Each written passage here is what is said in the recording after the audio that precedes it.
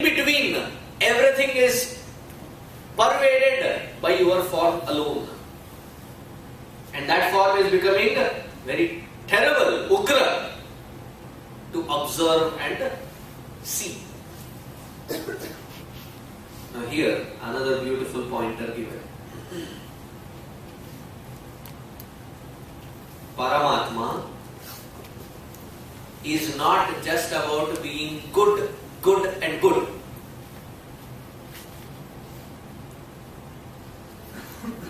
In the other religions, when you find this difference, what is the difference? All that which is good is God. All that which is bad is the Satan. Even in the Quran, it says Shaitan. Not much of a difference between Quran and Bible. Okay? There is Abraham and here is Ibrahim. Adam, Admi. Very similar. So what are these religions saying? They say that everything that which is good is God. Everything that which is bad is Satan. The influence of the Satan. Hence, therefore, I can always cop out saying that it was not me. It was the influence of these satanic things that I turned out to be what I am. It is only the Hindu scriptures which talk about Bhagwan expressing both as good as well as bad.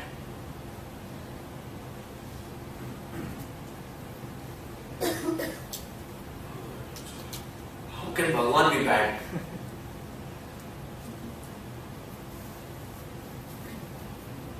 To cut somebody's limb, is it good or bad? Bad. How can you cut somebody's limb like that? But if that limb is already having gangrene, any doctor here? No doctor? Strange. Everybody is IT professional here.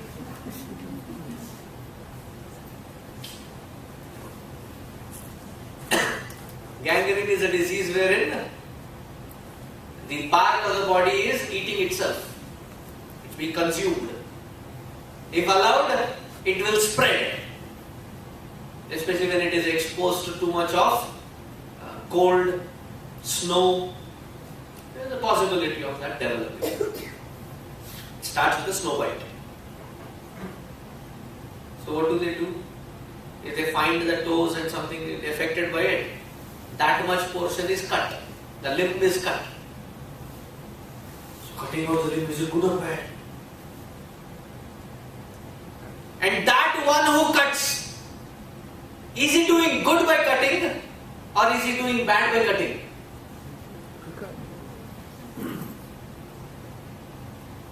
Doing good or bad? इसलिए क्या सोच रहे हो? Is it that confusing? Let me take another simple example, day-to-day example. Until the kids reach to 1.5 years, everything that they see in this world, how do they entertain themselves? How do they know about it more? First thing, put it in their mouth. There is this, recently I met a family, and their young child is very intelligent, at the same time, very mischievous. So then she picked something, okay? And the father saw that she had picked something and he knew where it will land.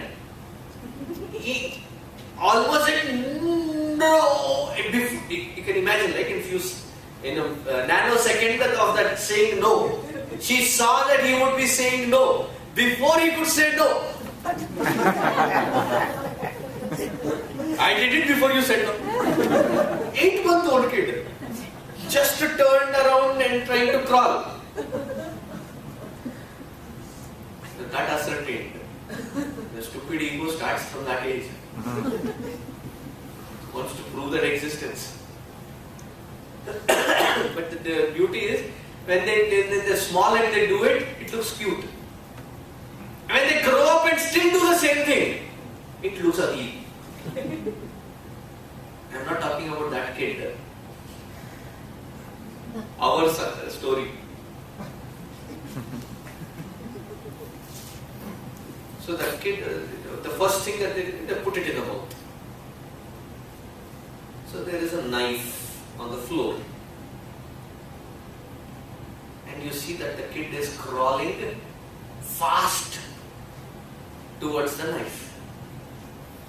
You as a parent standing there, what would you do?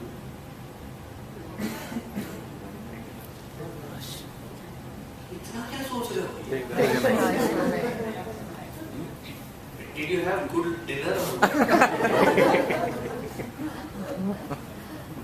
So my principle is simple. When Madhya Pradesh is heavy, Uttar Pradesh becomes dull. If Uttar Pradesh has to be alert, Madhya Pradesh has to be light. Light is delight. Anyway, whichever is closer. If the child is closer, pick the child. If the knife is closer, pick the knife. As an outside observer, I see that you pick the knife out and hide it, and the child, what is the reaction? Wireless set is on. I come there. Heartless mother. How could you make your child cry? Do you even have a heart? You're supposed to take care and give happiness to your child and you're giving misery? All that the child was asking was that stupid little knife.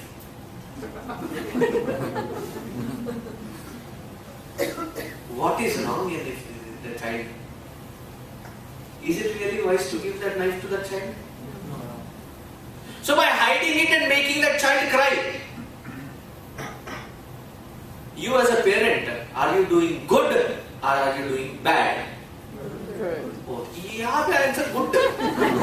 Ask about Paramatma, I don't know why. Keep quiet. If you think you are responsible towards your kids, don't you think Paramatma is responsible for all of this? And we forget that fact very often.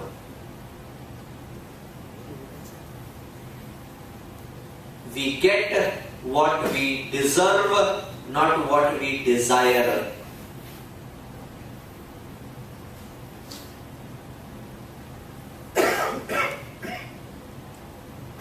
Oh, I wanted all this and I never hurt anybody, you know. Yeah, right. I did not even hurt a mosquito. Why does things happen to me like this? Have you ever gone to this, where you have this children's party? What is that place called? Chuck E. Cheese. हाँ, बहुत साल हो गया इसलिए याद नहीं आ रहा. There is one particular kiosk that I like. It is called the sharks. There is a hammer, and the sharks are popping up. What do you have to do? You have to hit them with the hammer. As many you hit, that many points. Do you think Bhagavan is playing that with us?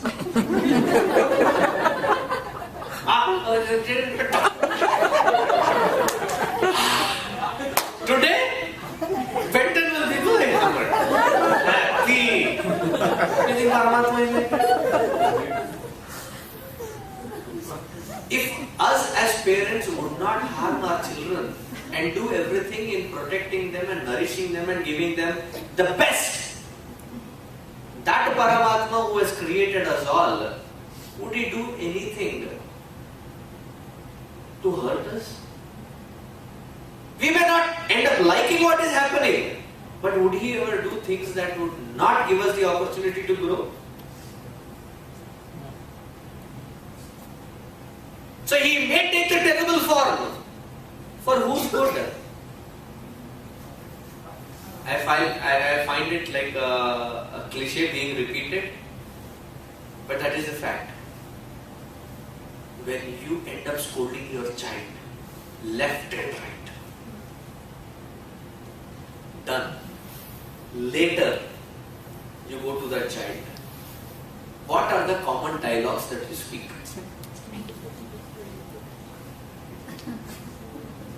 I know you will only smile. I'll ask the children. Bolo beta.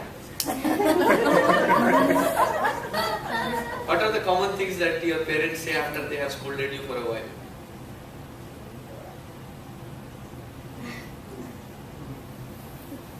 Do you want to pitch in?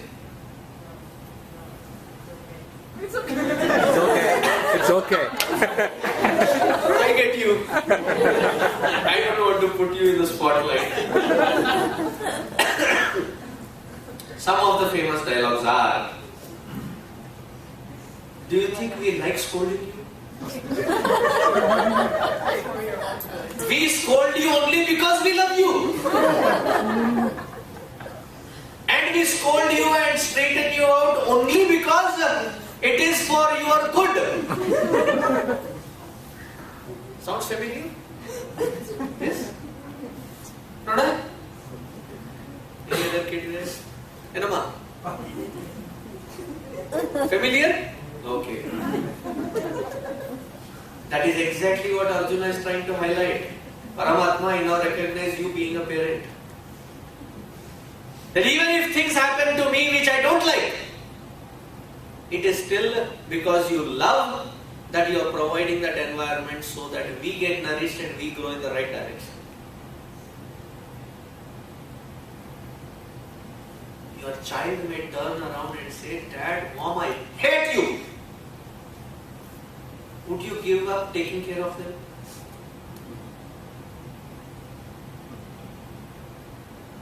Even if you have turned away from God, do you think He is going to give us up? Can He afford to give us up? And that is my confidence. You know, the Samartha Ramadas, Guru of Shivaji, he, in one of his works, he says, amazing thing, he says, Lord, whether I am doing right or wrong, I take complete responsibility of the result of it. Because whatever is the situation, I believe it is given to me for me to grow. And I also understand you don't have a choice of giving me up. So you better be taking care of me. Look at the devotee's demand here. He says, I will do things with my responsibility, I fulfill them. I also have the confidence that you will take care of me because you don't have a choice. Look at the amount of freedom that you feel inside once you understand that concept. I don't know if God is really taking care of me or not. Buddhu, he doesn't have a choice. Lord, please take care of me, my family. Bhagavan is like, chup! Aage बढ़. I'm already doing that.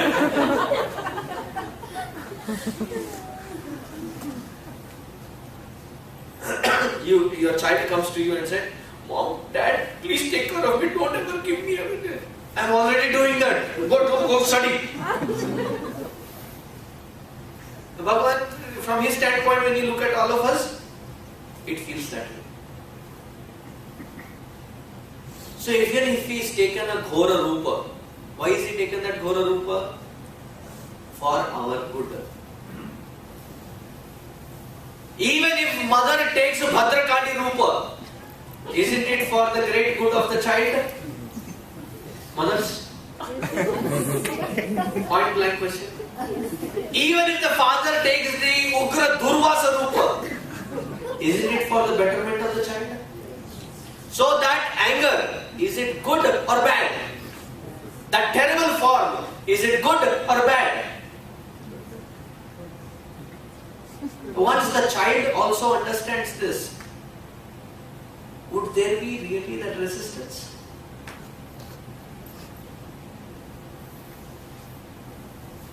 Another beautiful point. Even if there is resistance, you as a parent, would you stop? Point in case, Your Honor. If you can understand your responsibility as a parent, you can understand the responsibility of Him being Paramatma and taking care of us. What else do we need as a proof? If me being a mortal with my limited capacities, I take such responsibility of my own children, He as a Paramatma having all powers, all knowledge, would He have a choice to give up on us? Can He give up on us? See, that is the confidence of fearlessness. It is not if my God will take care. My God will take care because He doesn't have a choice. You understand the Bhakta's Lakshana here? So here Arjuna continues, he says,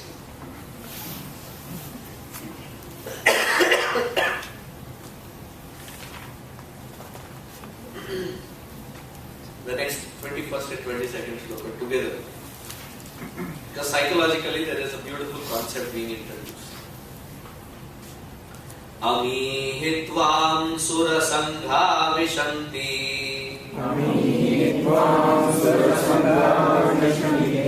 Kechit bhitah pranjalayo grananti Swasti ityuktva maharshir siddha sangha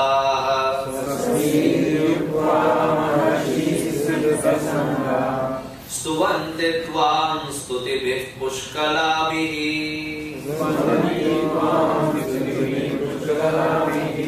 Rudraditya vasavo ye cha sadhyaha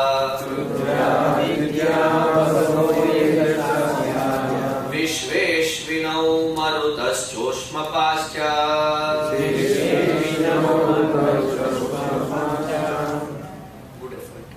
Gandharva yaksha sura siddha sangha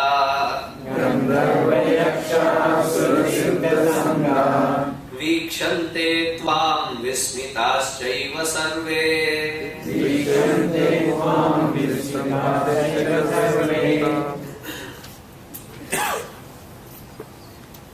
See, Gurudev, when I say Gurudev, you know who I'm talking about. Chinmaya. Those of us who have been closely associated with him, we know that we never want to be around him when he takes his Rudra Rupa. He was a very strict disciplinarian. That if in his lecture somebody creates a disturbance, right there he would be slamming them. So much so that once he was still the president then, R. Venkatraman, he was supposed to come and inaugurate Gurudev's talks. This happened in Chennai. It was a star-studded evening because the invocation shlokas were to be chanted by M.S. Subbalakshmi. So she came on time. R. Venkatraman did not come by 6:30. So by 6:30, sharp Gurudev went on the stage, sat down and started Om. Organizers were like, shivering. Because one side it is the president of the country who has been invited. The other side it is this Mahatma here, who is very strict and disciplined. So he started off. So he started Om and then he invited M.S. Subbalakshmi and said, sing. And she sang and she went and sat down. At around 7:10, 7:15, R. Venkatraman with his entire battalion, bodyguards and everybody, and they came in the front row. So he kept quiet. As they came in, he observed, he maintained silence for a minute, allowed them to sit. Looked at R. Venkatraman for a while. And he was like, it was an AC hall, and he was already sweating. So he looked at Gurudev and he was like, doing namaskar from distance. And then Gurudev started. At the end, just 15 minutes before the event. If my country is led by a first person who does not know how to maintain time, the country will be going to dogs. Mr. President, can you come onto the stage? Shivering here like a leaf. He said, I'm really sorry I was caught away. Other than that, if you had to say anything. We didn't want to be on his other side of Ugra Rupa. And he didn't care who it was, including the president. He ripped him clean. Rudra Rupa. And if we had to take something to that Gurudev as a suggestion, like we were in Siddhavari, where Gurudev's Mahasamadhi is, and we used to conduct camps. So we were there and so many of us wanted to go out on the last day. Nobody had the courage. Because you have to stand in front of him and say that we wanted the evening off, and to say so much in front of him, standing itself was a difficult task.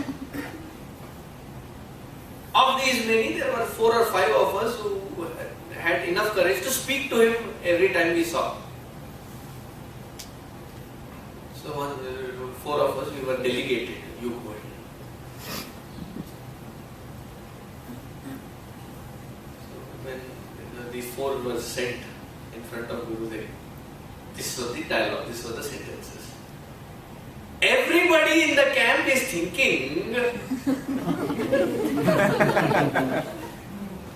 they have come so far to Himalayas, they could visit the... If it is everybody's, what are you doing here? Do not talk to me about everybody, tell me about you. Also, I didn't ask us, you. Me too. Whenever we are, it's a human psychology.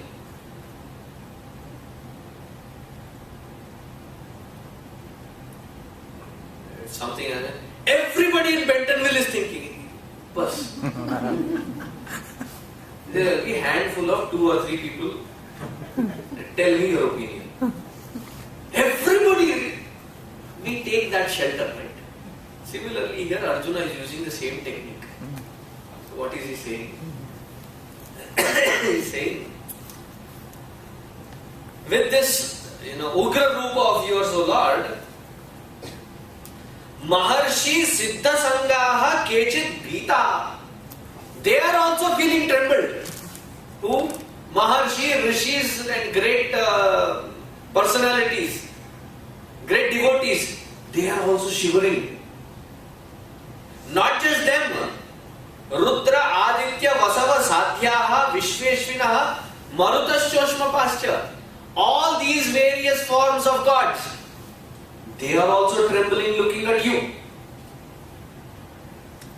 Bhagavan must have been getting a kick out of it. Because he can see everybody is in him. It is not them who is trembling. Who is the one who is actually trembling here? So Bhagavan is looking at him. I can see all of them. I don't see anybody trembling. Come to the point. So that Arjuna now,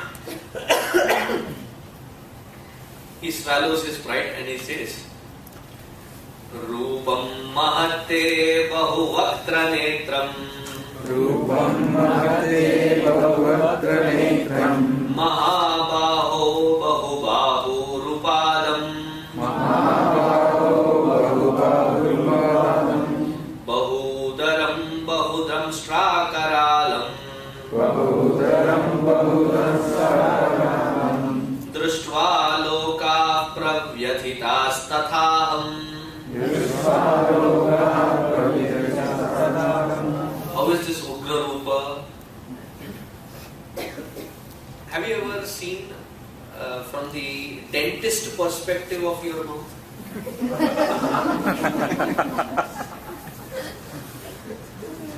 Have you? Next time you go, try. See it from that close perspective with under that lens. You would have a better picture about it. That is not the purpose. So imagine something which is blown up that, zoomed out, huge. And Arjuna is seeing that Vishwarupa of the Lord, and in its terrible form, how is it looking? Rupam mahatte bahuvaktra netram bahu bahu rupadam. All this terrible, ayuda, astra, shastra. Do you know the difference? I have told you about the difference between astra and shastra. Astra is something like a missile that you launch from your hand out there, hitting the target. That is why it is called Brahmastra, Pashupatastra. There is something that you release from here. That is astra. Shastra is like the sword, which you hold in your hand and then fight. One is a long range combat and the other one is a short range combat. Astra, Shastra. Sometimes some of them can be used both as Astra and Shastra. Like Balan. Like the spear. Spear in the battlefield. You can use it for a close range combat as well as for a long distance. So you see, all these different Astra Shastras are there. They are all that terribly rumbling and making lot of sound. And how is his face? He has opened up his mouth. And there are those big teeth. Can you imagine the close, zoomed up perspective of Bhagavan? And here Arjuna is speaking out. He says, looking at all this terrible form, the entire world is, Bhagavan again is looking at it, the entire world. Tadaham, me too. I am also getting scared looking at this form. See, when things of such sort happen in our life, wherein one after the other there are only bad and things that I don't like happen.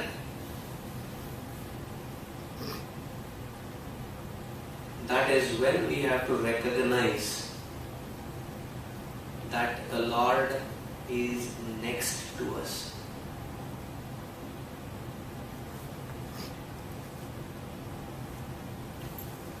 We look at the shadow and get scared.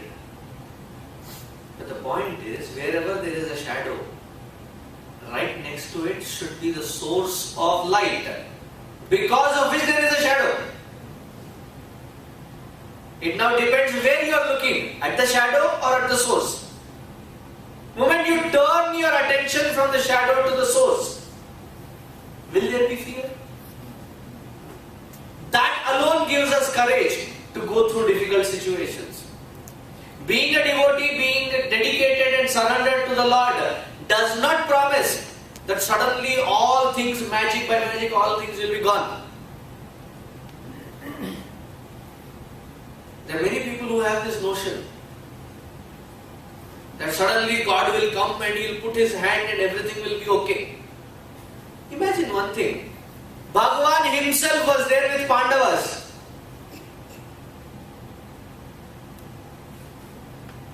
Did they go through pleasant times or hard times?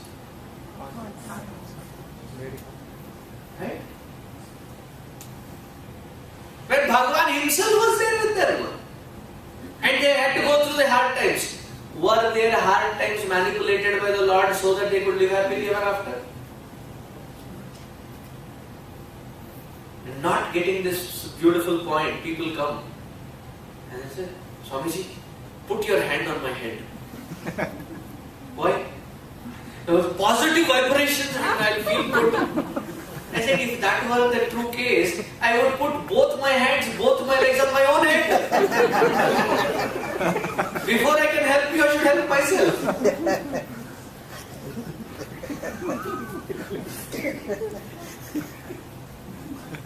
And there are enough people who are out there who are ready to put their hands. And there are enough dumb, stupid people who are ready to put their heads. Put that hand so that I'll get that vibration. Vibration कुछ नहीं मिलता. You getting my point? We are so vulnerable and susceptible that we can be manipulated by such people. Bhagavan himself was there with Pandavas. He did not manipulate their minds or their lives. He gave them the knowledge, he gave them the strength to face those situations.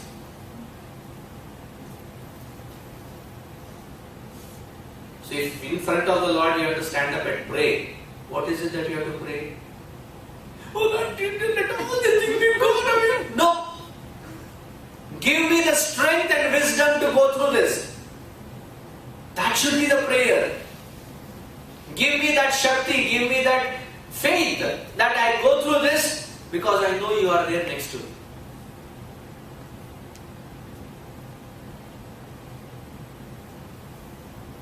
In spite of reading through Bhagavad Gita, reading through Bhaja Govindam, there are so many families that I know, daily they listen to that Bhaja Govindam. That M.S. Subbalakshmi, daily they listen. And not an ounce of what that Bhaja Govindam is trying to hint soaks their heart. It's also an obligation, a religious obligation for the day, to feel good. And then hum also, sing also. Bhaja, what is it saying? Sing, okay, fine. But what is it trying to say? What is the Bhagavad Gita trying to say? It is not that the Lord will come put a magic wand. He is not Harry Potter. And suddenly all our problems are gone. He gives us this knowledge so that we can straighten our ways of thinking and face life as it comes when it comes, without fear. Just because things are getting difficult, don't get weak. Why me? Why does Bhagavan have to pick only me? Because he loves you. Why do you get angry with your child? Remember all those reasons? It is because out of concern, it is because you love, it is because you feel responsible for them. Point taken? Similarly, when we are in tough times, remind yourself, why is Bhagavan giving me tough times? Only one reason. Because he loves me. In the entire Mahabharata, there was only one person who understood that message.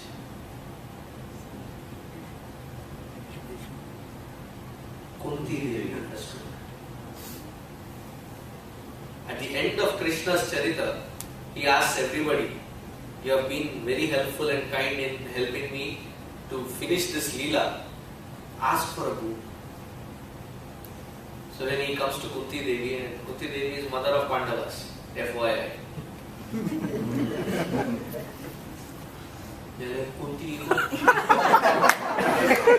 I am not joking. I have seen such quizzical looks, that is why I am trying to say. I have interpreted it wrong, but still.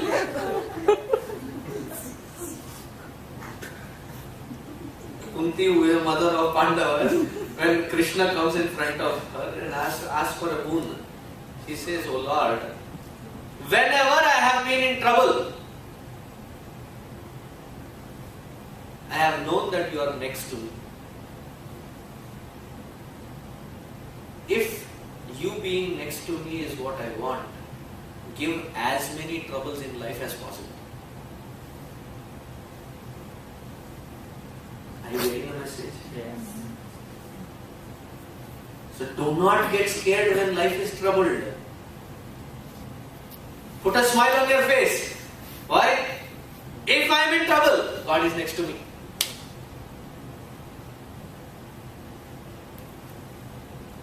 How do I know?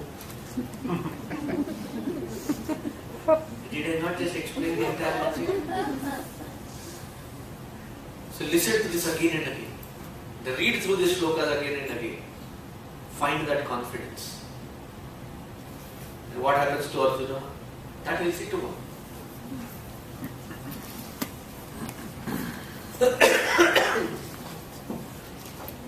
Because he has confessed that he is scared, he will also explain as to why he is scared. Om Purnamadah Purnamidam Purnat Purnamudachyate Purnasya Purnamadaya Purnamevavasishyate. Om Shanti Shanti Shanti. Hari Om Shri Gurubhyo Namaha. Hari Om. Today's